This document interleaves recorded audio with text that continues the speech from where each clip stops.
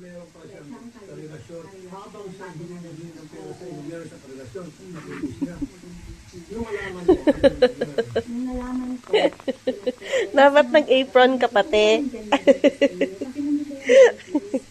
Lo. Sipag naman. Kakagising lang yan. Nagmapagad. next ko naman about sa business. Sabi ko may pinapadala akong pera. Sige, ikembot.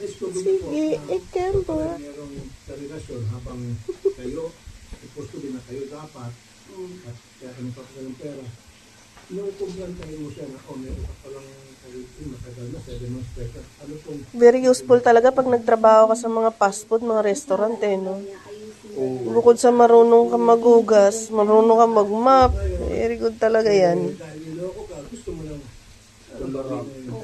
Thank you to Cool In for training my husband very, very well.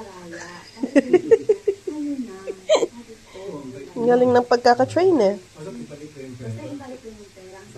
Laki ka sa hira. Hindi pinapan yung puto ng kalama. Lahat may technique. Technique? Patingin ng technique. Sir, magandang hapon po, sir. Ano sa